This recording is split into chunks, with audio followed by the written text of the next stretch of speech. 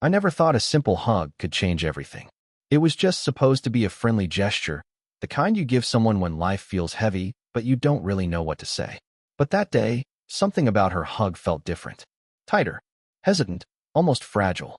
And then I noticed it. Tiny, almost imperceptible, but enough to make my heart stop. Tears, glistening in her eyes, refusing to fall, yet screaming silently. Her name was Lily. We'd been friends for years, the kind of friends who could spend hours together doing nothing and still feel like it mattered. She was always cheerful, the one making everyone laugh, the one who seemed unshakable no matter what life threw at her. And that's why what I saw that afternoon hit me so hard. Because this wasn't the Lily I knew. There was a shadow there, a tremor in her voice that I'd never heard before, and I could feel it even before she whispered anything. I tried to play it cool, tried to smile, tried to act like everything was fine. "Hey, everything okay?" I asked, keeping my voice light, casual. But she pulled away just slightly, enough for me to see that she wanted to say something, but couldn't. And that's when a strange, sinking feeling crawled up my chest, the kind you can't shake. Something was wrong, and deep down, I knew it wasn't just about a bad day at work or a fight with a friend. It was bigger than that. We walked together for a while, shoulder to shoulder, silent except for the distant hum of the city around us. I wanted to ask more, to push, to uncover what was behind those glistening eyes, but I also didn't want to scare her away. There's a delicate line between caring and prying, and I didn't want to cross it. Still, every small glance, every hesitation in her step told me that this hug wasn't just friendly. It was a warning, a quiet alarm that something in her life had shifted, something she was terrified to share. And yet, despite the unease, despite the heavy weight of unsaid words, I felt an almost instinctive pull to be near her, to stay close, to somehow fix whatever it was. I didn't know what it was yet, but I knew that I couldn't let her face it alone. But there's a strange thing about noticing someone's pain. You realize that even when you want to help, you might not be ready for what's coming. And looking into her eyes that day, I knew this wasn't a small secret. It wasn't something simple. It was something that could change everything between us, something that could shatter the trust and the friendship we'd built over years. I didn't know it then, but that hug, that single moment, was the beginning of a story I couldn't have imagined. And as I watched her try to smile through the tears, I realized I was about to uncover something so heavy, so raw, that my life, and hers, would never be the same again. Lily and I had known each other for nearly a decade. We met in college, both of us awkward and unsure, finding comfort in someone who didn't judge the little quirks that made life feel heavy. Over the years, we'd shared laughter that left our stomachs aching and conversations that went so deep we sometimes forgot the world existed outside our little bubble. I thought I knew her. I thought I understood her. But that afternoon, every certainty I had about Lily started to crumble. She lived alone in a small apartment downtown, filled with half-finished novels, potted plants that seemed to thrive more from neglect than care, and little trinkets from trips she'd taken on her own. She always said she liked her independence, that she was fine on her own, but the way she clutched her keys that day, the way her eyes darted around the street before we even entered her building, told me a different story. Something, or someone, had been haunting her, something that weighed on her in ways I hadn't noticed before. I remembered the nights she'd confided in me before, the tiny cracks in her confident exterior, how she'd once stayed awake for hours worrying about her family, how she'd struggled silently when a friend betrayed her. But those were moments of temporary pain, things that passed. This was different. Her tension felt constant, like a storm cloud hanging over her no matter where she went. Our friendship was simple, or so I thought.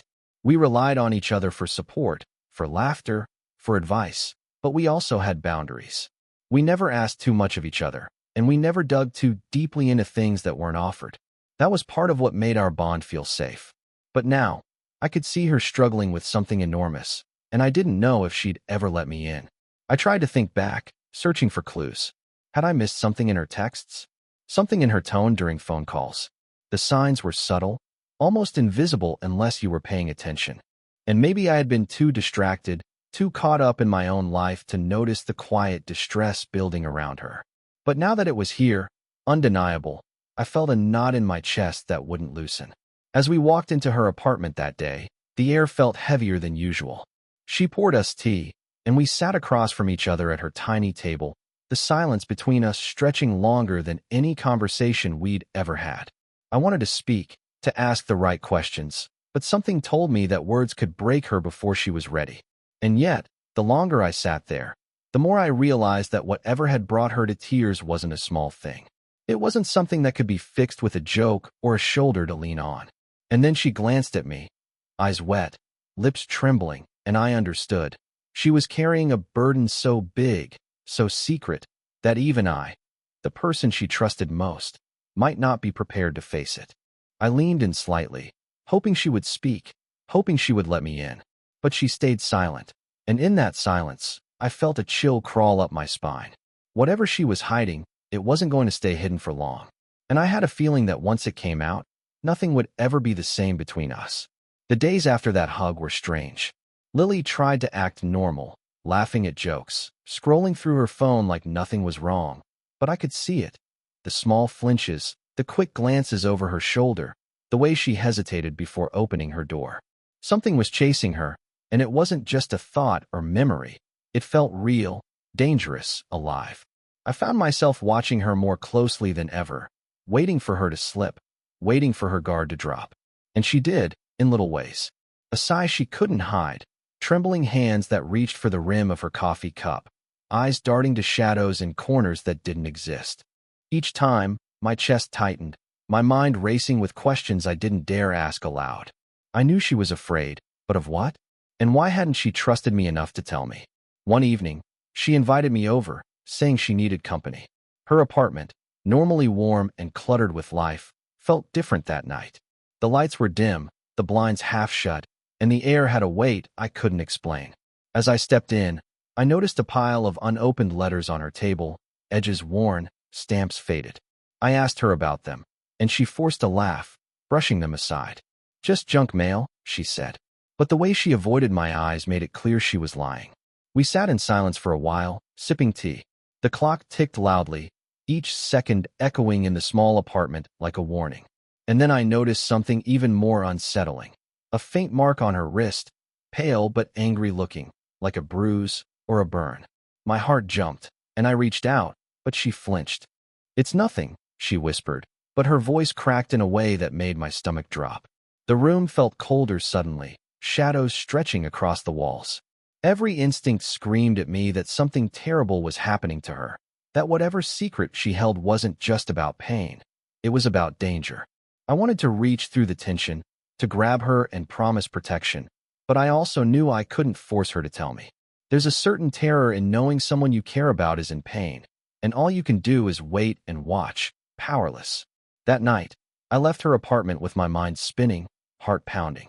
I couldn't sleep, couldn't focus, couldn't stop thinking about those tears, the bruise, the letters. Something was closing in on her, and I had a sinking feeling that time was running out. Every noise outside my window made me jump. Every shadow seemed alive. And then came the call. Her voice, trembling, barely audible over the line. "I don't know who to trust, but I think they're watching me." My chest tightened so much I could barely breathe. Those words, simple and fragile, carried a weight I couldn't ignore. I knew then, without a doubt, that what she was facing wasn't just stress or heartbreak. It was something far darker, something that could shatter both our lives. I wanted to run to her immediately, to pull her into my arms and shield her from whatever was out there. But I hesitated, knowing that stepping into this unknown could change everything. And deep down, I feared the truth she was holding, the truth she was too scared to say. Because when she finally spoke, when she finally told me, it wasn't going to be a story I could prepare for. I thought I had braced myself for her secret. I thought the worst was simply someone stalking her, someone threatening her in the shadows. But when Lily finally whispered the truth, it was nothing I could have imagined. "They're inside my house," she said, voice shaking. My heart slammed against my ribs. I don't know how, but they've been here while I was gone. I see things moved, hear doors open at night, and they're leaving messages." Her eyes glistened with terror. Before I could respond, my phone buzzed. A picture. My apartment. My living room. And there she was, hiding behind the couch, frozen, her eyes wide with fear. But it wasn't just her, it was someone else. A shadow, crouched in the corner, watching. I froze. My mind raced. How could they be in both of our lives at the same time? How had they been following us, manipulating us, getting closer without us noticing? Every instinct screamed at me to run, to hide, but I knew running wouldn't save her, or me. And then I realized the terrifying truth. This wasn't about strangers anymore. This was personal, and the person behind it might be someone we both trusted. I didn't stop to think. I ran straight to her apartment, my heart hammering so hard I thought it might burst. Every step felt heavier than the last, my mind racing with worst-case scenarios. When I reached her door, it was slightly ajar. The apartment smelled of cold metal and fear. Shadows stretched across the walls like dark fingers, and I could hear her whispering my name from the bedroom.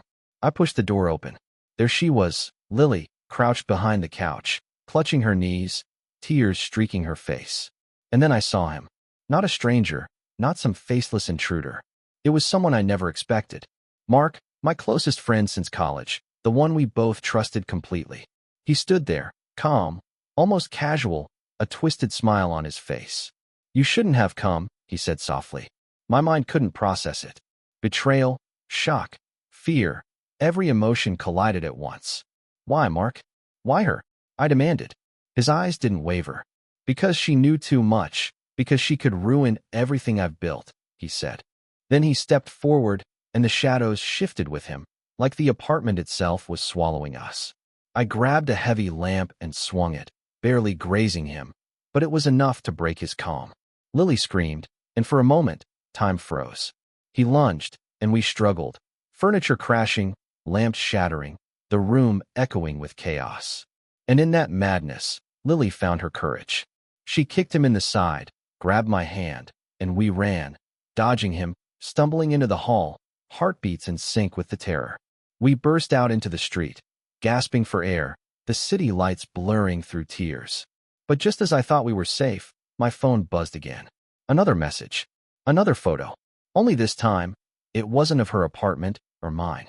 It was of the cafe we'd met in just hours ago, the one full of people laughing, oblivious. And there, in the corner of the photo, was a figure, hooded, watching. I looked at Lily. She looked at me. Both of us frozen, realizing it. The nightmare wasn't over. It had only just begun. The days after that night were a blur. Mark had disappeared, and the police were involved, but nothing concrete came of it. He had vanished like a ghost, leaving only fear and questions in his wake. Yet, somehow, life had to continue. For Lily, for me, for both of us. We found solace in small things. Morning coffee shared in silence, walks through quiet streets, and long conversations that didn't demand answers but offered comfort.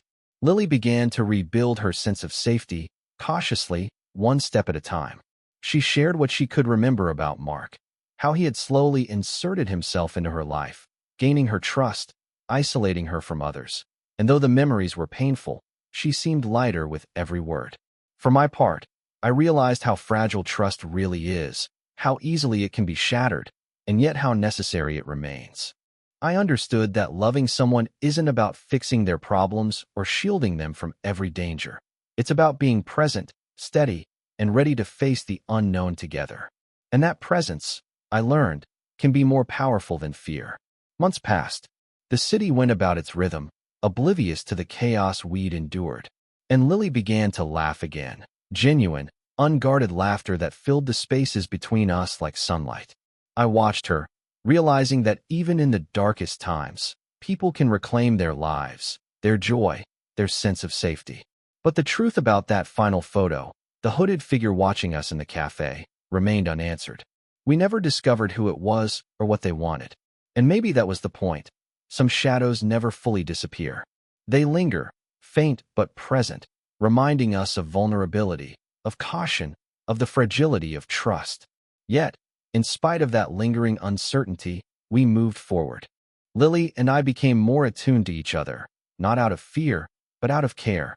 Every hug, every shared laugh, every quiet moment became a reminder that even when the world threatens to break us, human connection can be the strongest anchor. The tears I had first seen in her eyes that day were no longer a warning. They were a memory, a marker of how far we'd come. And as we walked through the city streets one evening, hands brushing, hearts beating in quiet rhythm, I realized something vital.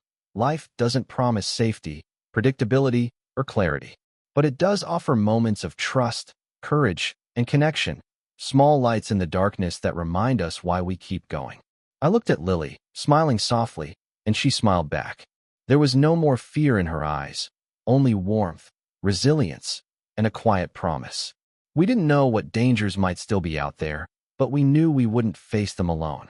And for the first time in a long while, that was enough.